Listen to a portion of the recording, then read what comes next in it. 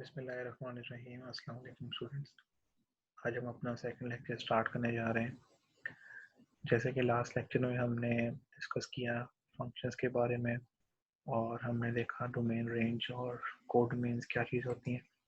इस तरह आज के लेक्चर में हम देखेंगे कि फंक्शन और इसकी टाइप क्या होती हैं। तो हमारा आज का टॉपिक है फंक्शंस और इसकी टाइप्स। इसमें जो आपके लर्निंग आउटकम्स हैं कि आप लोग इस लेक्चर से क्या सीखेंगे, आप डिस्क्राइब कर पाएंगे फंक्शन क्या है और उसकी रियल लाइफ एग्जांपल्स क्या हैं, और आप डिस्कस कर पाएंगे कि पीस वाइज फंक्शंस कैसे फंक्शंस होते हैं, और आप डिफरेंट टाइप्स ऑफ फंक्शन को एक्सप्लेन कर पाएंगे। तो ये आज का टारगेट है बेटा हमारा, जिसको आज प्रोसीड करते हैं। सबसे पहले जो हमारे पास जो क्वेश्चन रेज होता है वो होता है कि हमारे पास कितने टाइप के फंक्शंस हैं। तो आज हम जानने की कोशिश करेंगे कि फंक्शंस की कौन कौन सी टाइप्स होती है। तो सबसे पहले जो इम्पोर्टेंट चीज़ हम डिस्कस करने जा रहे हैं वो आपके पास है कि पीस वाइज फंक्शंस। तो पीस वाइज फंक्शन में आपके पास कैसे फंक्शंस होते हैं? Piece wise functions such functions which are defined by two और more rules are called piece wise defined functions. मतलब कि जो दो या दो से ज़्यादा रूल्स पे डिफाइन हो। मतलब कि हमने फंक्शंस जो सिंपली फंक्शंस पढ़े थे उसमें सिंपली एक रूल अप्लाई होता है, लेकिन अब पीस वाइज में क्या होगा? पीस वाइज में हमारे पास दो या दो से ज़्यादा जो है वो रूल अप्लाई होंगे। अब इसको आप इस तरह भी डिफाइन कर सकते हैं, function that combines PCs of different equations. मतलब कि जो डिफरेंट इक्वेशंस के पीसीज को कंबाइन करके एक फंक्शन बना दे, इसको आप पीस वाइज फंक्शन कहते हैं। और ईच पीस, जिसमें जो इम्पोर्टेंट चीज़ है वो क्या है, each piece has different domains. मतलब कि जो पीसीज होंगे, जो इसके पार्ट्स होंगे, उसकी अलग अलग, हर पीस की अलग डोमेन होगी। मतलब कि उसकी जो एक्स की वैल्यूज जो आप पुट करेंगे वो डिफरेंट होंगी। अब एग्जांपल देखें, आप इसके पास कौन सी एग्जांपल है। ये आपके पास एक फंक्शन है और ये इक्वल टू, ये देखें, ये दो फंक्शंस से मिलकर एक फंक्शन बन रहा है। ये पीस वाइज फंक्शन को आप इस तरह लिखते हैं।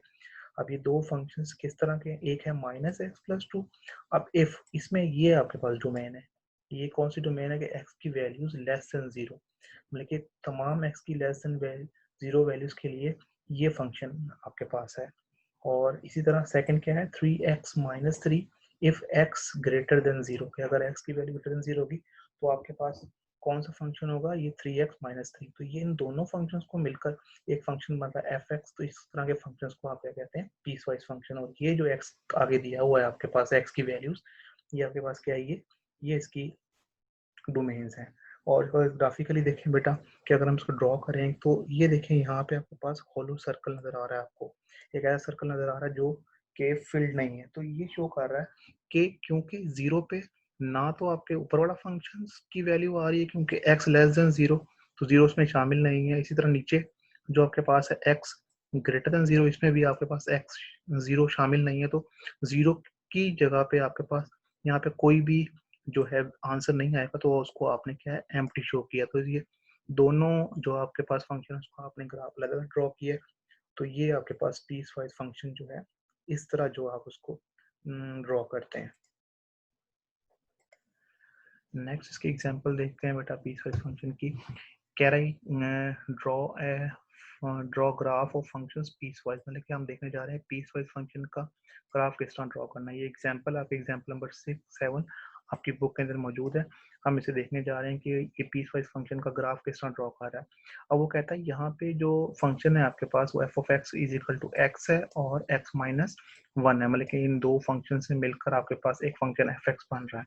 अब आपके पास क्या है, जो x है उसकी जो वैल्यूज हैं वो कौन कौन सी वैल्यूज, उसकी डोमेन क्या है, वो है x greater than and equal to 0 और लेस देन इक्वल टू 1। मतलब कि 0 से लेके 1 तक तमाम वैल्यूज आप इस x के अंदर पुट कर सकते हैं। 0 भी शामिल है और 1 भी शामिल है। और नीचे वाला फंक्शन जो x माइनस 1 है उसकी डोमेन क्या दी हुई है कि x ग्रेटर देन 1 और लेस देन इक्वल टू -2। मतलब कि इसमें जो आपके पास है वो आपके पास x लेस देन 2 और ग्रेटर देन 1। अब इसमें 1 शामिल नहीं है, ये 1 पॉइंट शामिल नहीं है।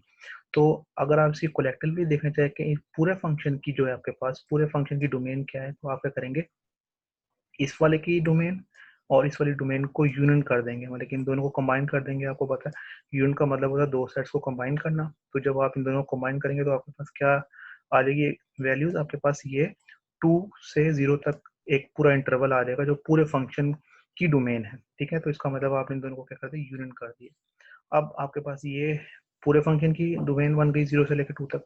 अब हम इसको इंडिविजुअली ड्रॉ करने जा रहे हैं। तो आपके पास पहला फंक्शन ये आपके पास F of X is equal to X when X greater than equal to 0 और लेस देन इक्वल टू 1। तो इसका हम टेबल ड्रॉ करें। देखिए टेबल ड्रॉ में क्या करना है आपने, सबसे पहले फंक्शन लिखना है एक्स और इस किसके बराबर है, Y is equal to F X, या इसको हम कहते हैं कि ये वाई का रिजल्ट है।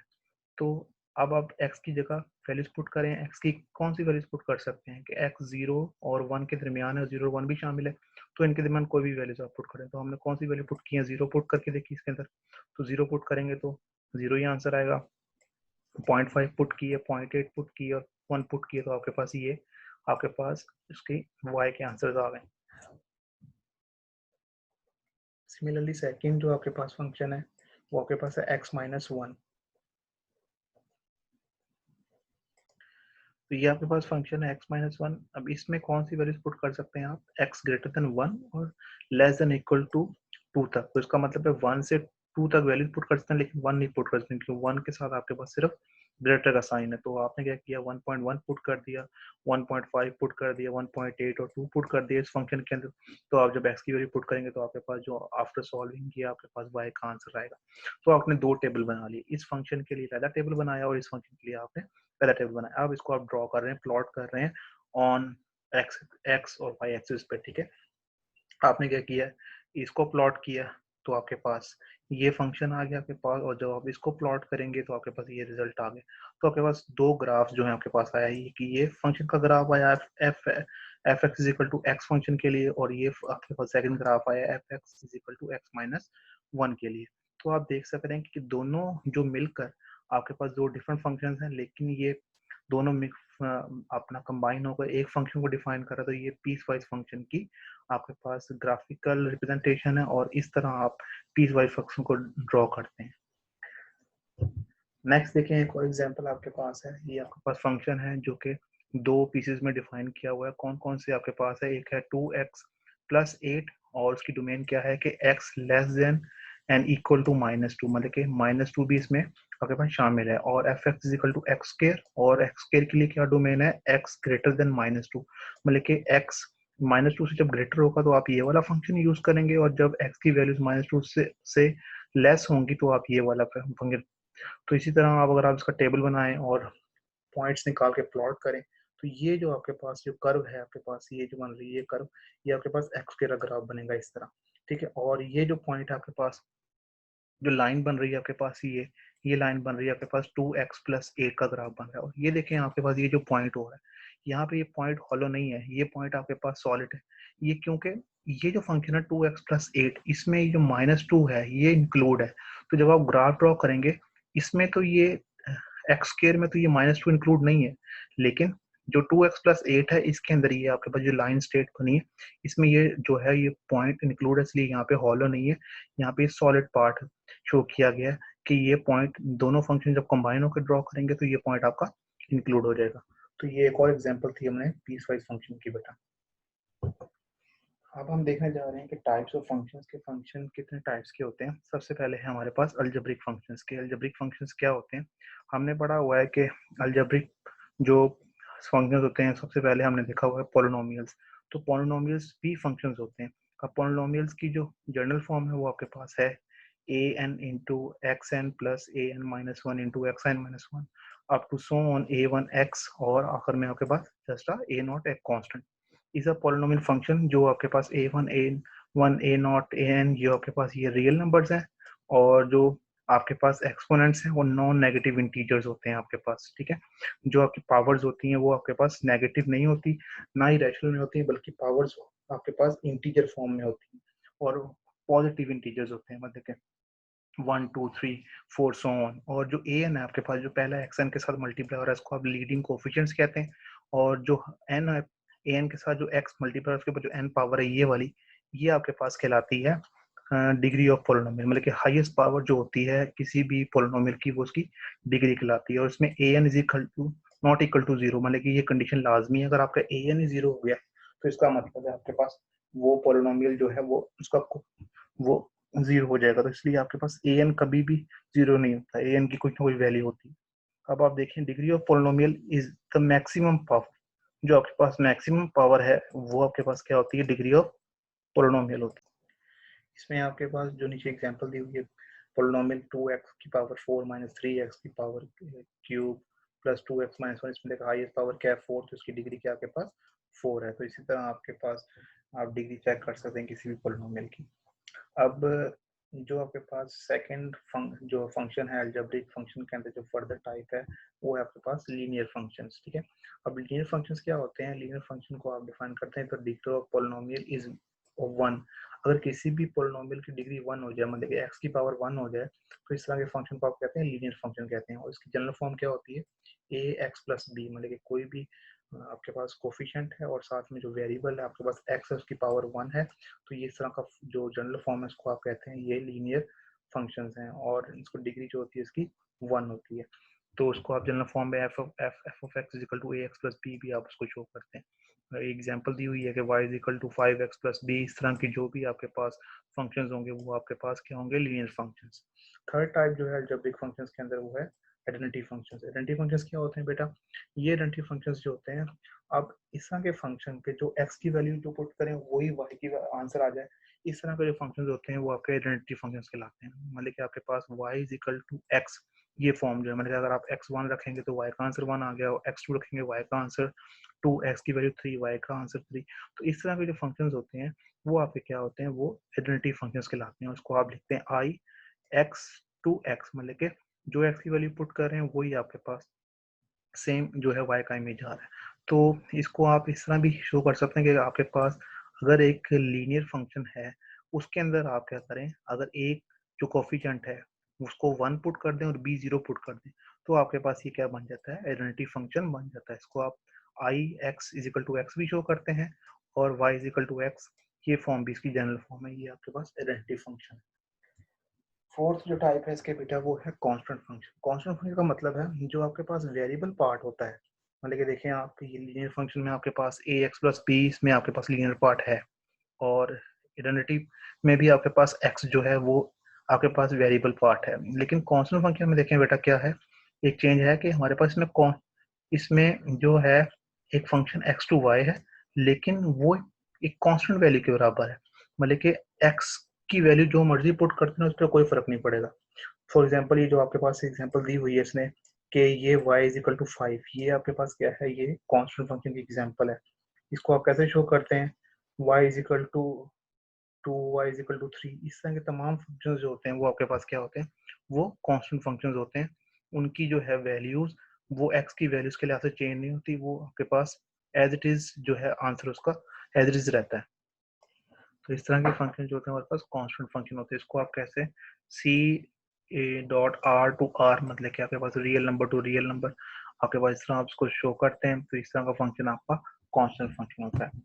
अब कांस्टेंट फंक्शन का ग्राफ अगर आप देखें तो मैंने देखें ये आपके पास है F X is equal to B, मतलब कि बी आपके पास कोई भी कांस्टेंट वैल्यू है। अब यहाँ पे एक्स है ही नहीं, तो मतलब कि अगर आप एक्स की वैल्यू 1 पुट करें तो आंसर बी ही आएगा, एक्स की वैल्यू 2 ले लें तब भी आंसर बी ही आएगा, मतलब कि तमाम एक्स की वैल्यू के लिए इसका आंसर बी ही है। तो जब भी कांस्टेंट फंक्शन आपने ग्राफिकली चेक करना है तो ये एक स्ट्रेट लाइन होती है, और स्ट्रेट लाइन क्या होती है, परपेंडिकुलर टू वाई एक्सिस, मतलब कि वाई एक्सिस के साथ 90 का एंगल बनाती है। तो यहाँ पे क्योंकि अगर आप बी की वैल्यू लेट करें, आप कांस्टेंट फंक्शन आप ले लेते हैं y इज इक्वल टू आप ले लेते हैं -3, तो यहाँ पे क्या होगा, y -3 कहाँ होता है, नीचे यहाँ पे। तो ये आपके पास ये ग्राफ बनेगा y इज इक्वल टू -3 इस तरह। तो अगर y इज इक्वल टू 3 ले लें तो आपके पास ग्राफ कहाँ बनेगा, यहाँ बनेगा। तो ये जो इस तरह के फंक्शंस होते हैं जो सिर्फ y की वैल्यू शो कर रहे होते हैं और x की तमाम वैल्यूज के लिए y का आंसर वही रहता है। देखिए अगर मैं x2 पे देखूँ y की वैल्यू क्या है, 3 है। अगर -2 पे देखा मैंने वो 3, अगर x की 3 की वैल्यू पे चेक करूँ तब भी y का आंसर क्या है, 3 है। अगर x की वैल्यू -5 लूँ तब भी आंसर क्या है आपके पास, वो 3 है। तो x की तमाम वैल्यूज के लिए जिस मर्जी वैल्यू के लिए आप चेक कर लें वो y की सेम अब आंसर आ रहा है। तो इस तरह का फंक्शन क्या कहलाता है, आपके पास कांस्टेंट फंक्शन कहलाता है। और इसकी डोमेन क्या होती है, minus infinity to positive infinity, हमने तमाम x की वैल्यू पुट कर सकते हैं, लेकिन आपके पास जो रेंज होती है वो जस्ट एक ही वैल्यू होती है जो जिस के बराबर वो फंक्शन होता है। इस केस में अगर आप एफ एक्स इक्वल टू -3 है तो यही बेसिकली इसकी रेंज है।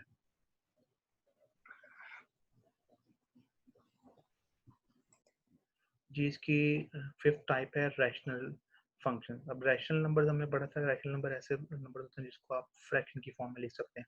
सेम कंसेप्ट को यहाँ यूटिलाइज करना है हमने कि ऐसे जो आपके पास जो फ्रैक्शन फंक्शंस हैं जो आपके पास पोलिनोमियल्स हों दो, और दो पोलिनोमियल्स को आप क्या करें फ्रैक्शन की फॉर्म में लिख सकें। अब पी एक्स है यहाँ पे डिनोमिनेटर में, वो भी आपका एक पोलिनोमियल, और क्यू एक्स है ये भी पोलिनोमियल है, और इन दोनों को जब फ्रैक्शन फॉर्म में लिखते हैं तो इसके जो तरह का जो फंक्शन बनेगा उसको आप कहेंगे रैशनल फ्रैक्शन। ठीक है बेटा, तो ये इसमें एक चीज इंपॉर्टेंट ये भी है कि जो डिनोमिनेटर में आपका पोलिनोमियल होगा वो कभी भी जीरो के बराबर नहीं होगा, क्योंकि आपको पता है अगर डिनोमिनेटर में जीरो आ जाए तो वो क्या हो जाता है, वो अनडिफाइन हो जाता है। तो ये कभी भी नहीं हो सकता कि आपके पास जो डिनोमिनेटर में आपके पास पोलिनोमियल है वो जीरो हो। तो इस तरह के फंक्शंस आपके पास रैशनल फंक्शंस कहलाते हैं।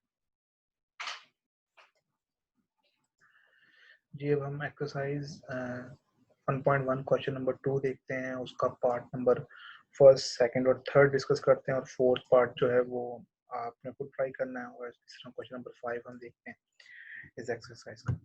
तो सबसे पहले जो क्वेश्चन नंबर 2 है बेटा, उसमें वो आपसे क्या कह रहा है कि आपने फाइंड करना है f into A plus H minus F of A divided by H. मतलब कि ये आपने असल में ये हमने इस एक्सप्रेशन की वैल्यू फाइंड करनी है एंड सिंप्लीफायर को सिंप्लीफाई भी करना है। ये किन फंक्शंस के लिए करना है हमने, पहला पार्ट है आपके पास F X is equal to 6x-9 इस फंक्शन के लिए, और सेकंड है आपके पास F X is equal to sine X. इसी तरह थर्ड और फोर्थ पार्ट भी हमें फंक्शन की फॉर्म में दिया हुआ। इन सब के लिए हमने ये जो प्रोडक्ट एक्सप्रेशन है ये फाइंड करना है। अब आप इसमें देखें जो इसका न्यूमिनेटर है उसमें क्या आपके पास है, F into A plus H minus F of A. इसका मतलब है मैं अगर पहले एफ फंक्शन की value at A plus H find कर लूँ, और फिर फंक्शन की value A at A find कर लूँ, फिर इन दोनों को माइनस कर दूँ और ऐसे डिवाइड कर दूँ, तो मेरे पास ये एक्सप्रेशन आ जाएगा। तो इसी तरह मैं करने जा रहा हूँ बेटा। देखें सबसे पहले आपके पास फंक्शन था F X is equal to 6x-9। ठीक है, तो मैंने क्या किया, सबसे पहले एज पर आवर रिक्वायरमेंट मैंने फंक्शन की value at A plus H मालूम कर ली। तो ए प्लस एच करने के लिए क्या करते हो आप, एक्स की जगह पुट करेंगे ए प्लस एच। तो यहाँ पे 6x था तो यहाँ पे क्या आ जाएगा ए प्लस एच। जब आप 6 को मल्टीप्लाई करेंगे सॉल्व करेंगे तो आपके पास क्या बन जाएगा 6a-9 प्लस 6h। तो आपके पास ये एट फंक्शन की वैल्यू ए प्लस एच आ गई। अब सिमिलरली हमें क्या चाहिए, यहाँ पे एफ ऑफ ए चाहिए। एफ ऑफ ए चाहिए तो मैं एक्स की जगह पुट करूंगा ए पुट करूंगा, तो मेरे पास क्या आ जाएगा एफ ऑफ ए, जहाँ एक्स था वहाँ ए पुट किया तो 6a-9। तो मेरे पास एक ये इक्वेशन बनी है और एक ये बनी है, दो इक्वेशंस बनी है। तो दोनों को मैं क्या कर रहा हूँ, जो मेरे पास एक्सप्रेशन था कि उसमें मैं दोनों में एफ ए प्लस एच की वैल्यू और एफ ए की वैल्यू पुट कर रहा हूँ। तो मैंने यहाँ वैल्यूज पुट की बेटा, तो ये एफ ए की वैल्यू ये आ गई आपके पास और एफ ऑफ ए की वैल्यू ये आ गई। इनको मैंने ऊपर डिनोमिनेटर को सॉल्व कर रहा हूँ। 6a-6 से कैंसिल आउट हो गए, -9 और +9 ये भी कैंसिल आउट, तो आपके पास क्या रह गया 6h/h। h कैंसिल आउट हो गया तो आपके पास क्या आंसर आ गया, इसका आंसर 6। तो जस्ट सिंप्लीफिकेशन हमने की है after finding the value of function at F A plus H and also at F of A. ये हमारा फर्स्ट पार्ट हो गया बेटा। अब हमारा सेकंड पार्ट है, फंक्शन है आपके पास साइन ऑफ एक्स। मतलब कि आपके पास इस तरह का फंक्शन जो होता है वो ट्रिग्नोमेट्रिक फंक्शन होता है। हमने ये डिस्कस किया हुआ है कि sine x, cos x, ten x और ये सारे फंक्शन जो होते हैं ये ट्रिग्नोमेट्रिक फंक्शंस कहलाते हैं। इसको हम पढ़ेंगे भी इसकी डेफिनेशन, लेकिन हमें पहले इसको डिस्कस किया हुआ।